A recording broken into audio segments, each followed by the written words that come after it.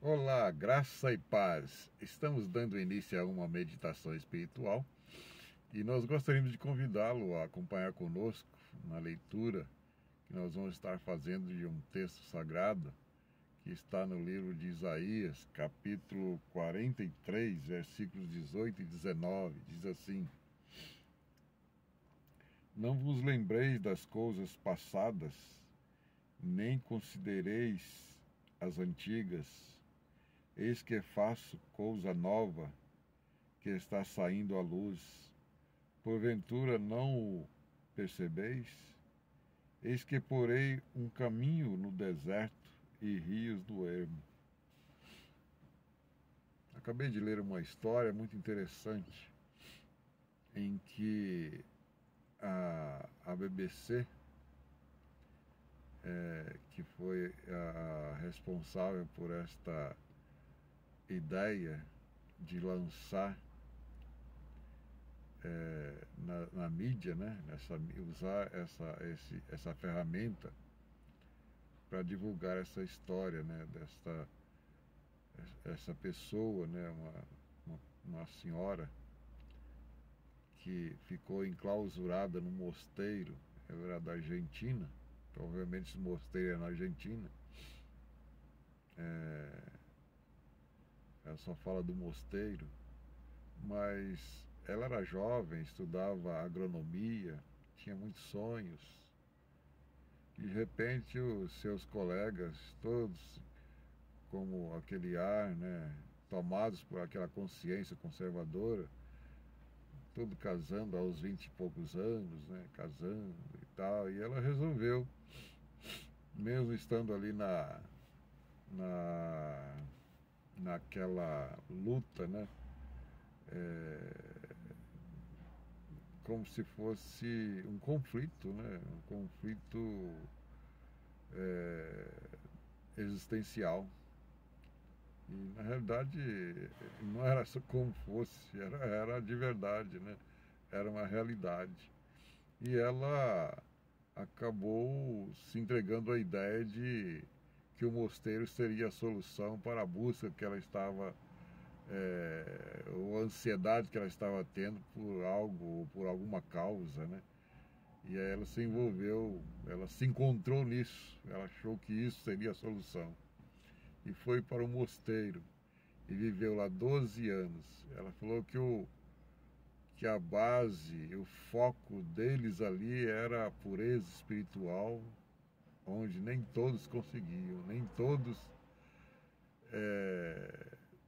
estavam aptos para isso ou conseguindo atingir esse alvo. Enquanto que, quando nós olhamos para a palavra de Deus, se você for buscar dentro da palavra, da Bíblia, o que a Bíblia ensina?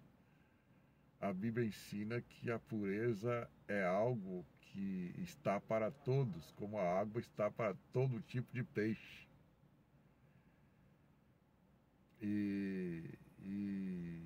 E aí, quando a gente olha para o que a Bíblia diz com relação a isso, nós encontramos Jesus dizendo em João 15:3, João capítulo 15, versículo 3, ele diz: Vós já estáis limpo pela palavra que vos tenho falado. Interessante, muito interessante isso, né? Eu li um livro uma vez, A Cruz e o Punhal, e nesse livro contava-se as experiências de muitos jovens, né, que uma vez viciados e uma vez que se encontraram com Jesus, foram levados para uma casa de recuperação, uma clínica, onde eles foram tratados e contava-se a história de muitas situações em que não era lavagem cerebral, mas eram recitado a Bíblia para eles, né? A Bíblia era citada numa caixa de som onde eles podiam ouvir audivelmente, né? Textos e mais textos bíblicos, músicas que falava de textos bíblicos, né? Músicas profundamente enraizadas nas verdades bíblicas. E ali eles foram crescendo, eles foram como que fazendo a limpeza. Aí estava a verdadeira limpeza. E alcançando assim a purificação da sua mente, tendo uma nova linguagem, tendo novos pensamentos, né?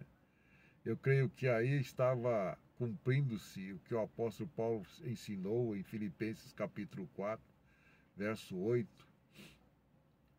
Tudo que é verdadeiro, tudo que é amável, tudo que é puro, tudo que é desejável.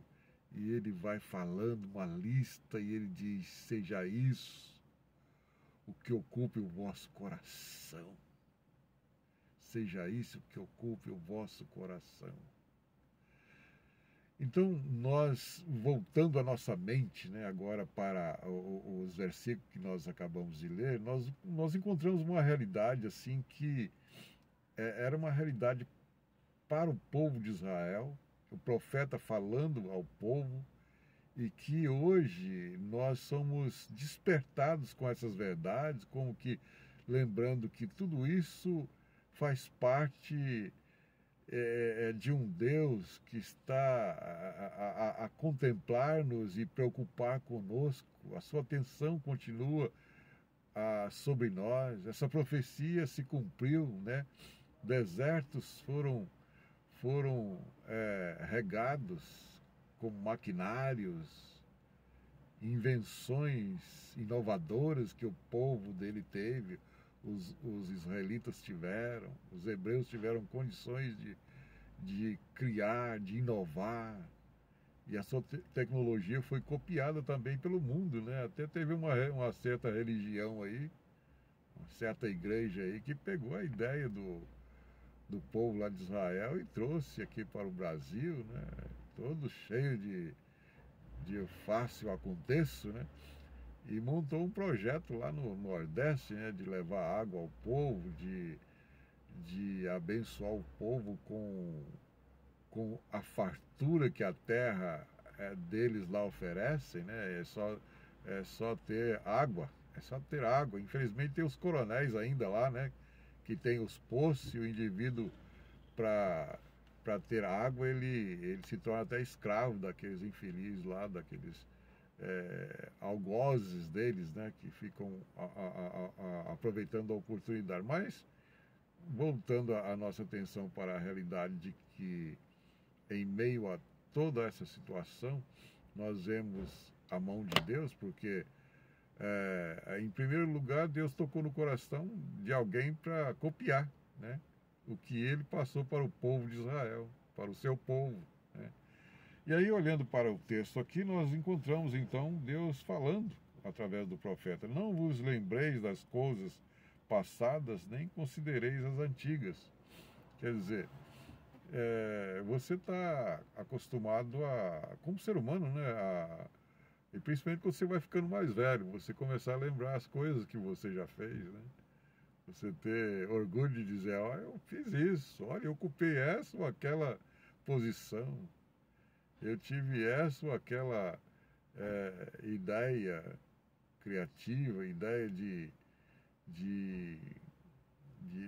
projetar-me cada vez mais no mercado de trabalho. Mas, voltando para que o que diz a palavra é que você não deve fiar só nisso. Você deve lembrar que você está no presente, e o presente precisa ter o novo acontecendo. É verdade que quando você se acostuma, você fica ali naquela mesmice, às vezes é difícil quebrar, né? Quebrar, por isso que falam-se muito de quebra de paradigmas, de quebra de tabus e por aí vai, né? Mas é preciso, é necessário, né? É necessário. Foi por isso que Paulo, o apóstolo Paulo, falou sobre isso, né? Em se tratando de você não estar contente com o que está vivendo, não só querer viver o passado, mas viver o presente de forma a pensar que tem o melhor para o futuro, né? E Paulo falando sobre a importância do alcance daquilo que Deus tem reservado para nós no futuro, e isso se dá com a perfeição final. Eu estou lutando para ser perfeito e a perfeição final vai chegar, ela vai chegar. E ela chegará naquele dia em que Cristo tiver um encontro comigo e me transformar em alguém como Ele, assim como em alguém como Ele já fui transformado, mas eu vou ser transformado corporalmente, né? Eu vou ser arrebatado e aí eu vou receber um corpo glorioso igual ao do Senhor. Se eu já morri, eu vou sair lá do túmulo, né? Em forma, com formas, hein? Com forma.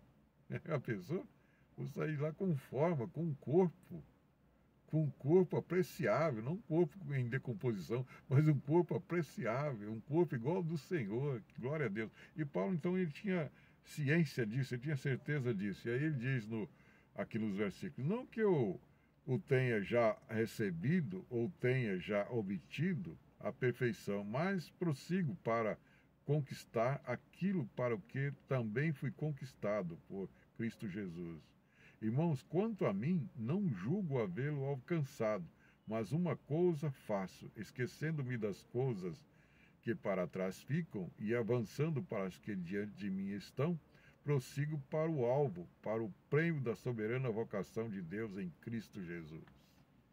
Não que eu tenha alcançado, mas eu prossigo. Essa é a grande empreitada da nossa vida, né?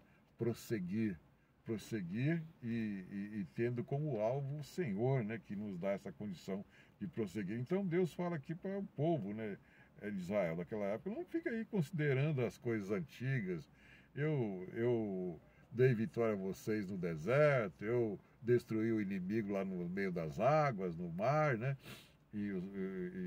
As suas ferramentas, como seus cavalos, seus carros, foram todos destruídos e eu dei a vocês a vitória. Mas não fique fiado só nisso, né? Não fique fiado só nisso, porque eu sou Deus do novo, eu sou Deus de inovação, eu sou aquele que te dá a condição de inventar, de ter novidades, viver em novidade de vida, como diz o salmista Davi, né? E aí o versículo 19 diz assim: eis que faço coisa nova que está saindo à luz, porventura não o percebeis? Eis que porei um caminho no deserto e rios no ermo. Essa profecia, então, como eu disse já quase no começo, ela se cumpriu quando o deserto floresceu. E o deserto continua florescendo. Mas essa profecia ela tem muito a ver com o florescimento da nação.